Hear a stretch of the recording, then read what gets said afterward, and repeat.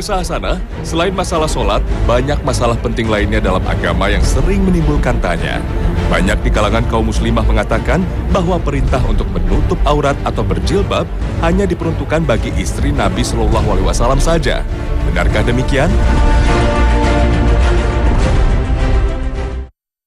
Yang perlu kita ketahui adalah bahwa menutup aurat itu adalah kewajiban. Tidak hanya berlaku bagi wanita merdeka saja, tapi juga berlaku buat wanita budak.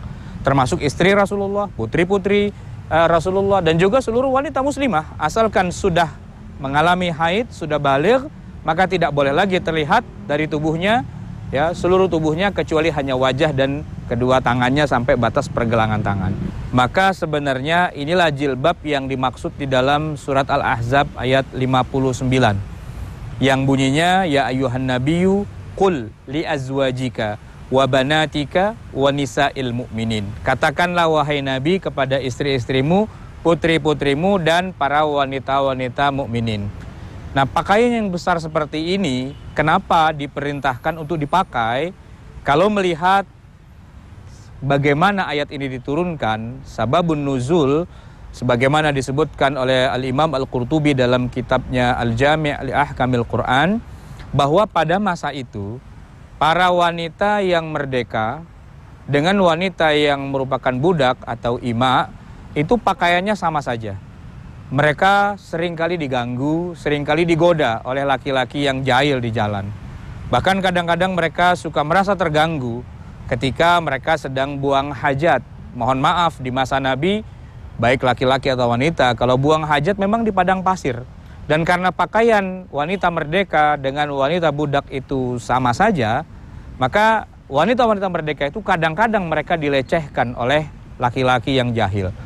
Lalu salah satu di antara mereka, wanita mukminah yang merdeka itu, kemudian berteriak dan mengadukan masalahnya kepada Rasulullah Sallallahu Alaihi Wasallam. Maka turunlah surat Al-Ahzab ayat 59 itu. Di situ kemudian dikatakan, dzalika adna ayyu'rafna fala yu'dzain. Jadi pakaian yang kebesaran ini untuk membedakan sebenarnya antara wanita merdeka dengan wanita budak. Wanita merdeka harus pakai pakaian yang khas, yang jangan sampai nanti orang-orang yang hatinya busuk, laki-laki yang kurang baik itu kemudian menggoda, mengganggu para wanita yang merdeka, yaitu para istri Nabi, putri-putri Nabi, dan wanita-wanita yang merdeka. Meskipun di hari ini kita sudah tidak menemukan lagi perbedaan antara wanita merdeka dengan wanita budak, namun bukan berarti ayat ini kehilangan konteksnya. Karena dikatakan yu'rafna fala yu'dzain. Mereka dikenal maka mereka tidak diganggu. Dan ini bisa kita buktikan di hari ini ketika wanita yang kurang baik dengan pakaian yang kurang sopan, yang terbuka auratnya, lebih mudah diganggu daripada wanita yang berpenampilan rapi, sopan, menutup aurat sesuai dengan ketentuan syariah. Maka orang-orang yang iseng, yang jahil itu akan merasa segan. Akan merasa segan untuk mengganggu. Karena apa? Karena mereka sudah tampil sopan. Oleh karena itu, para wanita kalau mau dihormati, dimuliakan oleh masyarakat, tampillah dengan penampilan yang mulia. Penampilan yang membuat orang akan merasa sungkan dan akan merasa hormat, yaitu penampilan yang syar'i, yang menutup aurat, yang rapi, yang kemudian membuat orang yang hatinya jelek akan merasa segan untuk menggoda atau mengganggu.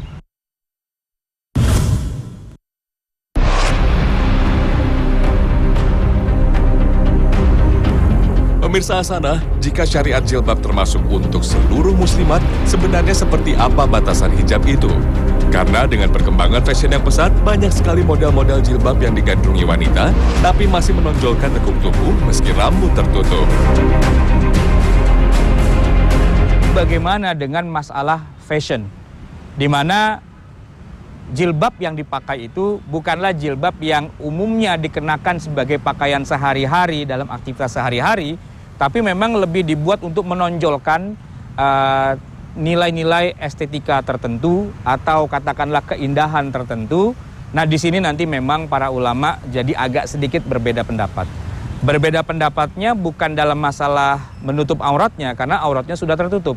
Tapi apakah ini nanti masuk dalam konteks seorang wanita sedang bertabarruj, sedang menampilkan sesuatu yang menarik lawan jenisnya.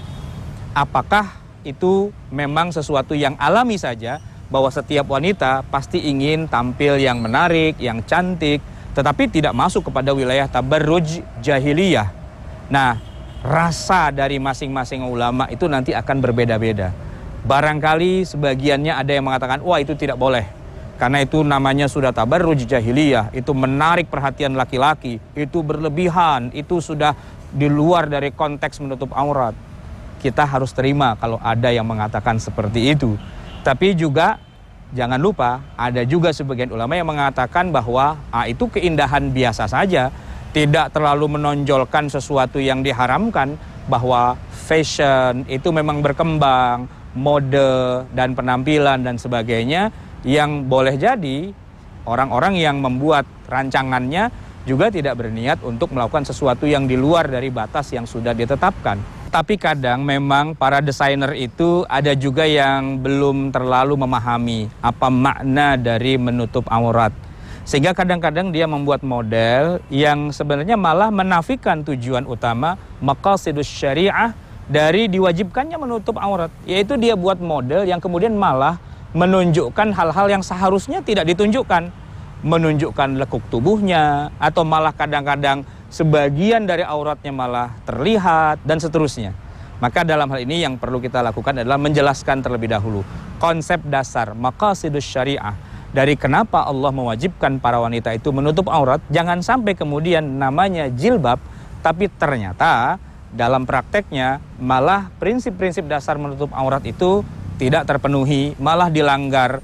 Maka ini akan membuat atau merusak dari kesempurnaan dan kesucian pakaian seorang wanita muslimah itu sendiri yang sebenarnya sudah diatur dalam syariat Islam.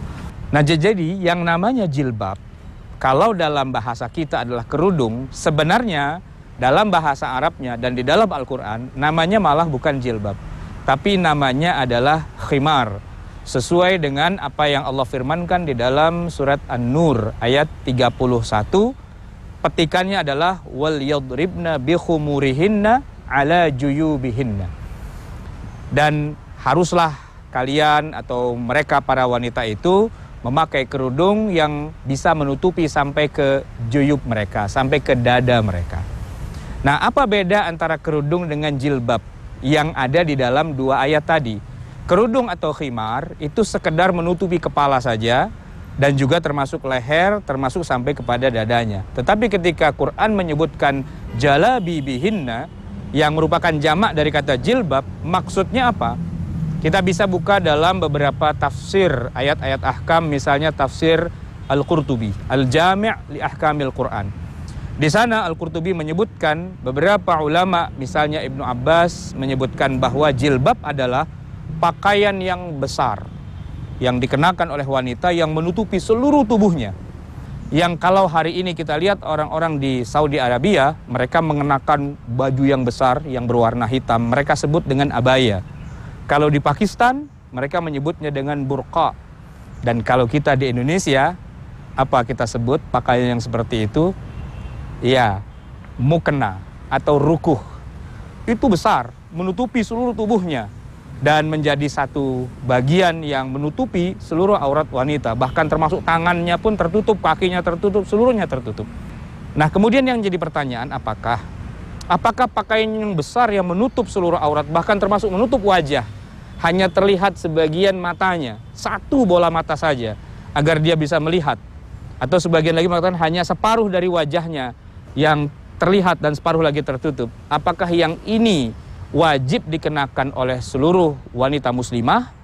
Dalam hal ini para ulama memang berbeda pendapat. Tetapi jumhurul ulama, mayoritas ulama mengatakan bahwa sebenarnya yang wajib ditutup itu bukan yang seperti itu.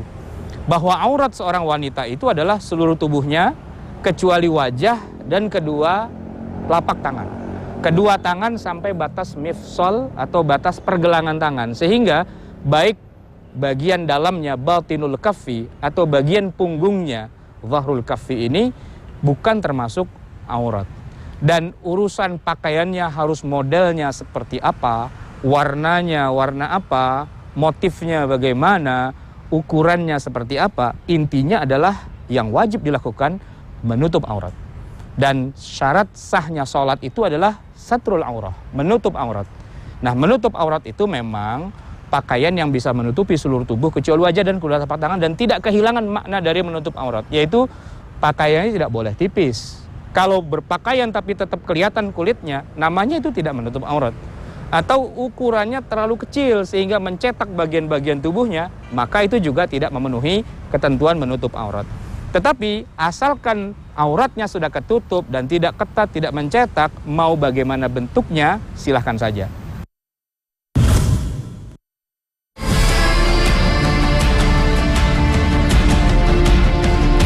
Pemirsa Hasanah, ada yang bilang jika istri atau anak perempuan tidak mengenakan jilbab atau hijab, maka walinya ikut berdosa.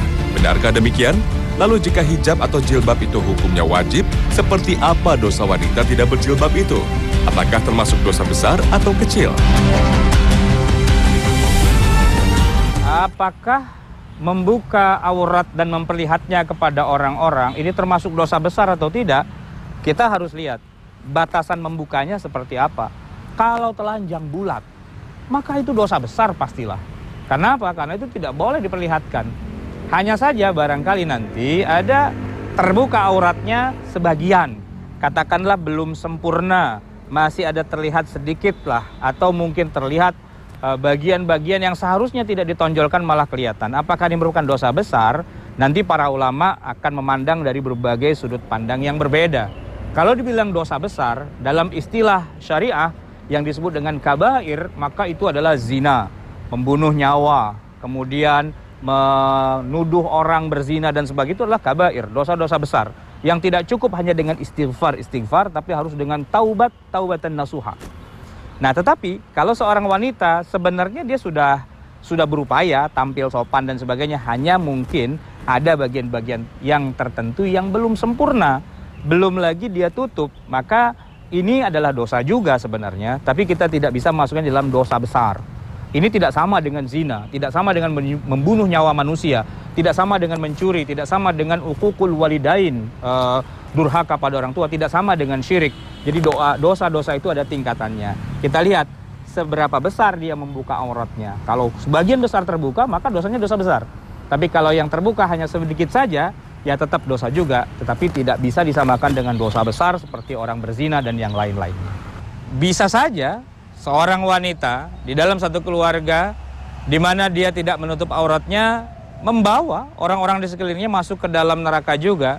Kalau orang-orang di sekelilingnya itu tidak punya perhatian sama sekali, tidak pernah mengajaknya, tidak pernah memberi motivasi dan seterusnya, abai, lalai dari memberitahukan. Kalau dia masuk neraka, maka dia akan bilang bahwa saya ini tidak pernah ada yang memerintahkan, orang tua saya masa bodoh dengan saya, maka boleh jadi kita yang menjadi anggota keluarganya pun akan terseret-seret juga, dipersalahkan. Kenapa tidak beramar ma'ruf nahi mungkar kepada keluarga sendiri? Kenapa kebatilan dan kemungkaran di dalam rumah itu dibiarkan? Ini kalau kita tidak punya perhatian. Namun beda ceritanya. Kalau kita sudah mengajak, kita sudah menyampaikan, kita sudah memotivasi, kita sudah mengkondisikan, ternyata yang bersangkutan, mohon maaf, mungkin masih belum tergerak hatinya. Nah, itu urusannya adalah antara dia dengan Tuhannya. Fa inni bari'un minki, aku berlepas diri dari kamu. Urusan sampaikan sudah kita laksanakan. Wala taziru waziratu wizra ukhra. Seseorang itu tidak harus menanggung dosa yang dilakukan oleh orang lain kalau kita sudah mengingatkannya, sudah berdakwah, sudah mengajaknya. Kembali lagi kepada faktor hidayahnya.